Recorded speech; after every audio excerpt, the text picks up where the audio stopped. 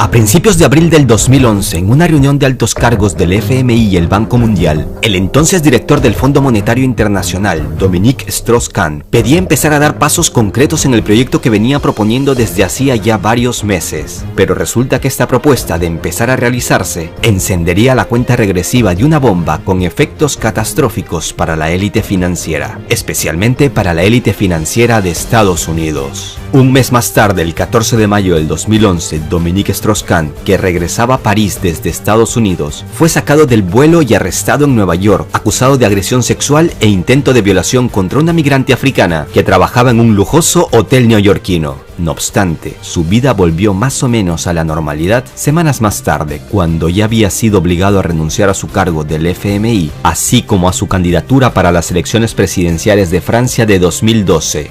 Y no en vano, muchos analistas de todo el mundo empezaron a sacar sus propias conclusiones y relacionaron este arresto de dudosas acusaciones con sus propuestas de cambiar las reglas del juego en el mundo de las grandes finanzas. ¿Qué proponía este señor en 2011 que ningún medio de habla hispana te lo contó? Pues no te vayas, quédate con nosotros, que ahora mismo te doy detalles basados en hechos y datos sobre el hombre que desafió a la élite financiera y entenderás de una vez por todas cómo funciona el FMI. Suscríbete al canal para que no te pierdas los siguientes capítulos y mira los capítulos anteriores si es que no los has visto.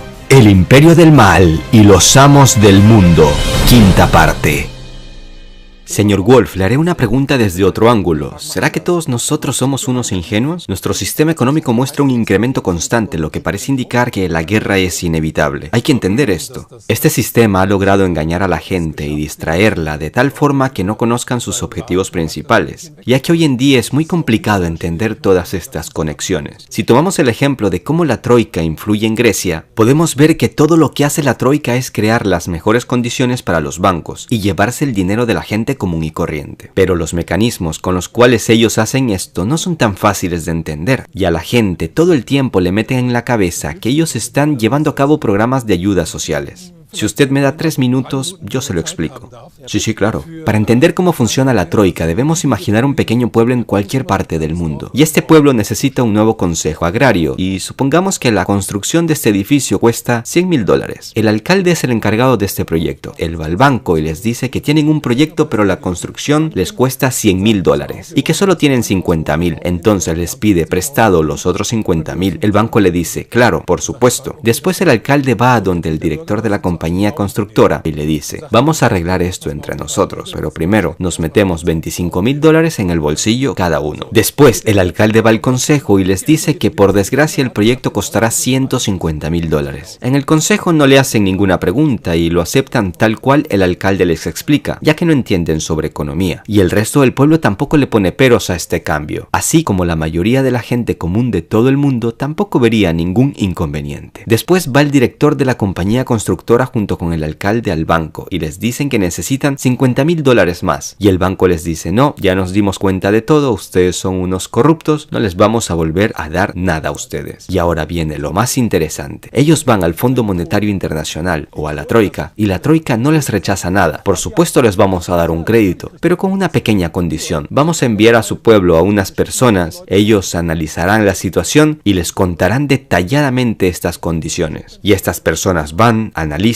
y van donde el alcalde y el director de la constructora y les dicen, aquí cada miércoles hay una feria donde la gente vende los productos que produce, pero desde hoy, ahí mismo, ya está reservado un lugarcito para una multinacional estadounidense que vende variedades de productos alimenticios. La segunda condición, vemos que tienen un pequeño banco local en el pueblo, una filial que da créditos y lleva las cuentas de sus clientes, pero ahora ahí al ladito va a estar una filial del banco Goldman Sachs. ¿Y qué pasa después? Les explican la tercera condición. Miren, también sabemos que en el pueblo hay un pozo. Este pozo ahora será privatizado por nosotros. Estas son las 3 condiciones. Lo siguiente que hace la Troika o el FMI es decirles que ellos mismos, el alcalde y el director de la constructora, escriban una propuesta, como hecha por ellos mismos, donde les proponen a ellos comprar esas 3 cosas, para que no quedemos como tontos o bandidos en la sociedad mundial, les dicen.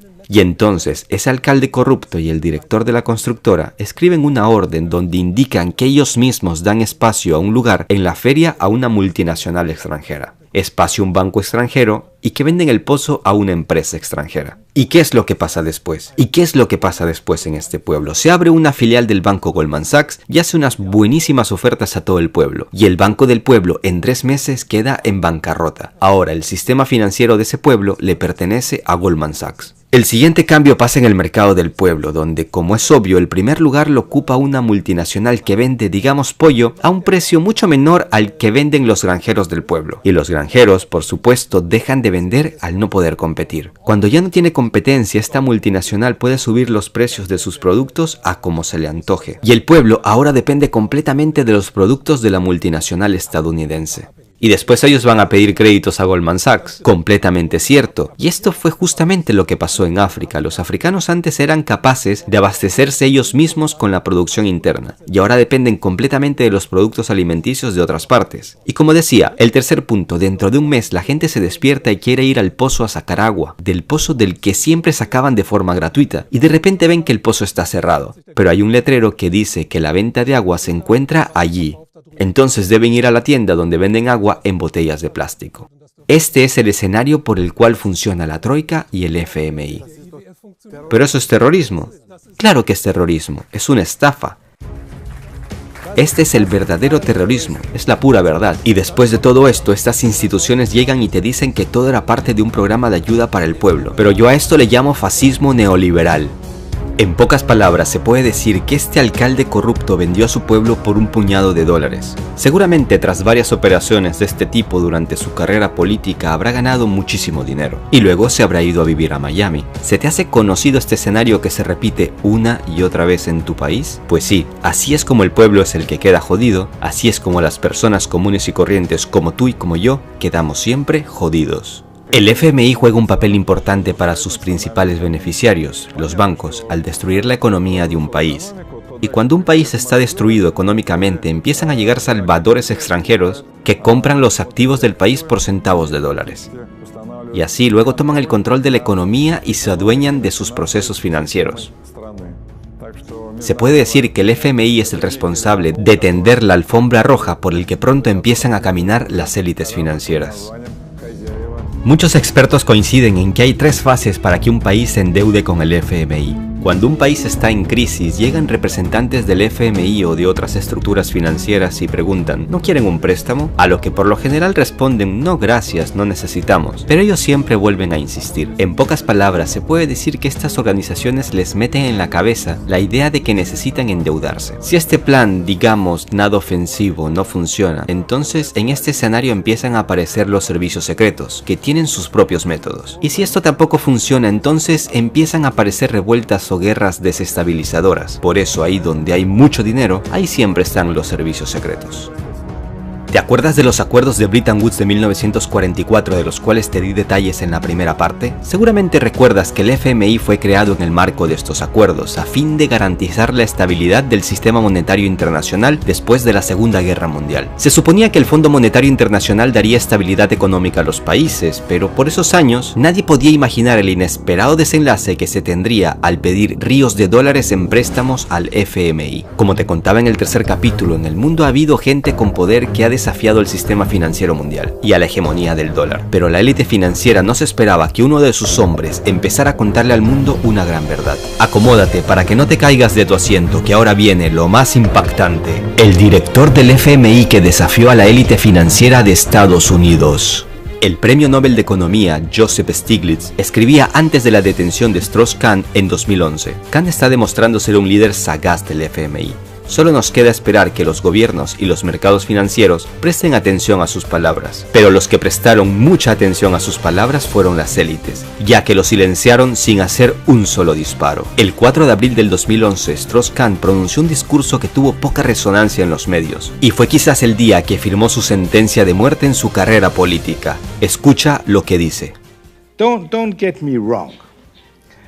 Globalization has delivered a lot.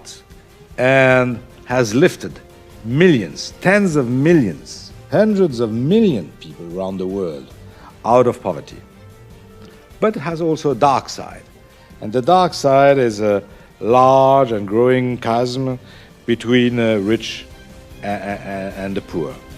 Clearly, we need a new form of globalization, a fairer form, a globalization with more a human face. Pero justicia social es un término que no aparece en el diccionario de los que mueven los hilos del sistema en el mundo. Si estas palabras las hubiese pronunciado un analista de los muchos que hay en el mundo, no hubiese pasado nada. Pero lo estaba diciendo el director de una de las organizaciones financieras más importantes del mundo. Este hombre pedía un cambio a gritos con una propuesta que no beneficiaba a Estados Unidos. Y eso era un problema serio. ¿Pero qué proponía este señor en 2011 que ningún medio de habla hispana te lo contó? Allá vamos. Como te contaba en la primera parte de esta serie, en 1944 en los acuerdos de Bretton Woods se adoptó la propuesta de Estados Unidos y su patrón oro, y también te conté de cómo Estados Unidos traicionó al mundo entero 30 años más tarde. Pues bien, en el marco de estos acuerdos en medio de la Segunda Guerra Mundial se desestimó la propuesta británica. La estadounidense, como ya sabes ahora, era hacer del dólar la divisa mundial, que hasta la actualidad lo es, mientras que los británicos proponían el bancor, una unidad monetaria que debía ser impulsada como moneda global. A estas alturas no quiero analizar qué hubiese pasado si se aceptaba la propuesta británica, pero lo cierto, aunque resulte chocante para algunos, es que hoy en día el dólar es el responsable del actual desorden financiero que tienen aprietos a todo el sistema monetario internacional, y todo esto gracias al abuso del poder estadounidense. Esto lo sabía Strauss-Kahn, y eso era precisamente lo que denunciaba. En 2011 Strauss-Kahn, al ver que la burbuja estaba a punto de explotar y desatar un caos mundial, este francés intentó impulsar el uso de los derechos especiales de giro como principal moneda de reserva global, en reemplazo del dólar estadounidense. Es decir, proponía abandonar el dólar como divisa internacional para crear una divisa estilo bancor. Sí, así como lo proponían los británicos en 1944.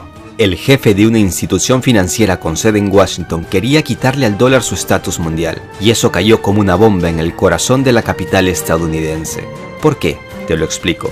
A mediados del 2011, la deuda externa de Estados Unidos alcanzaba los 14,3 billones de dólares. El tratamiento especial que debía tener esta deuda, de acuerdo al diseño de Kahn, obligaba a Estados Unidos a desplegar un alto esfuerzo y desprenderse de su rol hegemónico en el sistema financiero internacional. Strauss-Kahn tenía claro que el dólar es el problema que dificulta la recuperación económica mundial y que es una divisa en vías de extinción producto del excesivo endeudamiento de la primera economía del planeta. Recordemos que, como te contaba en la segunda parte de esta serie, hubo un presidente de Estados Unidos que mató a la banca al pagar por primera y única vez toda la deuda nacional, pero cuando dejó el poder, la deuda empezó a crecer otra vez, y ese crecimiento se empieza a ver con mayor claridad en los años 80. La deuda aumentó dramáticamente de 5,7 billones de dólares en enero de 2001 a 14,3 billones de dólares en abril de 2011, cuando la deuda pública alcanzó el 98% del PIB del país. A esta pesadilla de una deuda descontrolada, Estados Unidos agrega la de ser el mayor consumidor de petróleo en el mundo, y con el crudo a un valor que rozaba en el 2011 los 100 dólares, el gasto se elevaba a cifras estratosféricas. De ahí la importancia estratégica de los petrodólares, pues si se acaban, la bancarrota para Estados Unidos llegará mucho antes. No en vano Trump está contento que por estos días los precios del petróleo vayan en picada. A más barato el petróleo, el gasto en el oro negro se reduce considerablemente para Estados Unidos. Por ese motivo, Estados Unidos teme que el dólar pierda su estatus mundial, así como que el petróleo empiece a negociarse en otras divisas, por ejemplo, el yuan. Pero volvamos a Strauss-Kahn. Como te contaba, él se había ganado enemigos por todo el mundo, especialmente por no estar muy a favor de la política económica de Estados Unidos.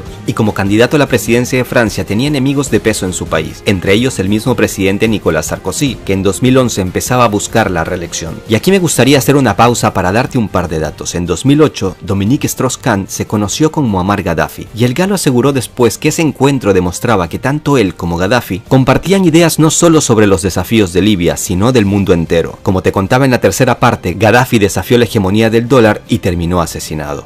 3 años más tarde, en el 2011, justo cuando empezaron las revueltas en Libia que derivaron en el asesinato de Gaddafi, Kahn estaba finalizando un informe del FMI felicitando la política económica llevada a cabo por Gaddafi, aconsejándole tan solo que privatizara más rápidamente los bancos y el mercado local de capitales. Y aquí se forma un triángulo interesante y espeluznante a la vez, ya que hasta el día de hoy Gaddafi sigue incomodando desde la tumba al expresidente francés Nicolas Sarkozy. Nuevos indicios sobre la posible financiación ilícita de la campaña de 2007 parecen haber acabado de una vez por todas con la carrera política de este expresidente francés. y es que según fuentes fidedignas, el régimen del coronel Muammar Gaddafi transfirió 50 millones de euros a Sarkozy para apoyar su candidatura presidencial para el 2008. 3 años más tarde Sarkozy lo traicionaba, ya que Francia tomó parte en la intervención militar en Libia de 2011 que terminó con el asesinato de Gaddafi. Gaddafi estuvo apoyando al hombre equivocado. En 2011 Khan quería ser presidente de Francia, pero tenía tantos enemigos y tan pocos amigos que pasó lo que pasó. Abril de 2011 fue el mes donde más activo estuvo en sus críticas al sistema financiero mundial. El 25 de abril, por ejemplo, dijo durante un discurso que a corto plazo China superaría económicamente a Estados Unidos y dominaría el mundo en este ámbito. Estas afirmaciones no podían de ninguna manera dejar indiferente a la administración estadounidense. Este hombre, con poder, empezaba a sacar información relevante. Las élites financieras necesitaban tomar medidas. De inmediato. Khan tenía una debilidad. Era amante de fiestas sexuales, prostitutas de élite y orgías. Es posible que utilicen a cualquier mujer que diga que fue violada en un estacionamiento. Por esto le pagarán $500,000 o $1,000,000 de euros. Se la solía el exdirector del FMI antes del escándalo de mayo de 2011. Y así fue. Dominique Strauss-Kahn fue detenido en Nueva York el 14 de mayo de 2011 y obligado a bajar del avión que lo trasladaba a París. Acusado de violar y golpear a una mucama del hotel donde se hospedaba. Y pasó de ocupar una habitación de un hotel que rozaba los $3,000 a pernoctar en una fría celda neoyorquina. Los paseos a los cuales fue sometido Strauss-Kahn por los agentes del FBI, exhibiéndole esposado y demacrado frente a las cámaras, fue calificado por varios analistas como un linchamiento mediático que no tuvo la menor consideración hacia el principio de la presunción de inocencia. ¿Crees que a un hombre con tanto poder lo van a exponer así, sin siquiera haberse llevado una investigación? Es posible, si detrás de esto hay un grupo con mucho mayor poder. Strauss-Kahn fue liberado el 1 de julio de 2011 tras la revelación de elementos que desacreditaban el testimonio de su presunta víctima de agresión sexual. La investigación despertó inquietudes concernientes a la credibilidad de la denunciante, admitía el fiscal ante la prensa. Tampoco quiero que me malinterpreten, no estoy diciendo que esta agresión sexual no pudo haber pasado, pero hay muchos cabos sueltos en toda esta historia que dejan más dudas que respuestas, si se tiene en cuenta que la cronología es sencilla. Lo detienen, 5 días más tarde lo obligan a renunciar al FMI. Un mes y medio más tarde es liberado. 1 año y medio más tarde llega un acuerdo secreto y millonario con la denunciante. Se hablaba de entre 2,3 millones de euros y 7,7 millones, dando carpetazo a la denuncia de agresión sexual. El punto más esclarecedor es el final de esta historia. Strauss-Kahn nunca llegó a ser penalmente imputado en el caso. ¿Qué credibilidad tiene una mujer que mintió en su solicitud de asilo al asegurar con lágrimas en los ojos que fue violada por una banda de criminales en Guinea, algo que luego reconoció que era falso? Se preguntaba a cierta prensa en medio del escándalo. Todo parece indicar que nunca sabremos lo que en realidad pasó, ya que cada parte defiende su versión a capa y espada. ¿Le habrán quitado el poder a punta de injurias? Nunca lo sabremos. Lo cierto es que este hombre, a día de hoy, es un moribundo político. En 1944, cuando nació el sistema financiero que dura hasta nuestros días, medio mundo estaba en ruinas y casi toda la economía mundial estaba concentrada en el territorio de un solo país, Estados Unidos. Pero en la actualidad, Estados Unidos ya no es el único oasis financiero en nuestro planeta. Los centros de finanzas inevitablemente se empiezan a trasladar a otros países, donde se desarrollan a pasos agigantados nuevos modelos económicos. Y todo parece indicar que nos encontramos a las puertas de una nueva era financiera mundial. En el siguiente capítulo te contaré el caso de un país que logró pagar toda la deuda externa, incluyendo el crédito al FMI, pero su presidente terminó con un disparo en la cabeza. También hablaremos de cómo el famoso refrán "no todo lo que brilla es oro" se vuelve realidad en el mundo de las finanzas. También te mostraré el origen de las especulaciones que indican que los reguladores utilizan supuestos lingotes de oro que en realidad son barras compuestas de un barato metal bañado por una fina capa de oro de verdad. Suscríbete al canal para que no te pierdas los siguientes capítulos. Hasta la próxima.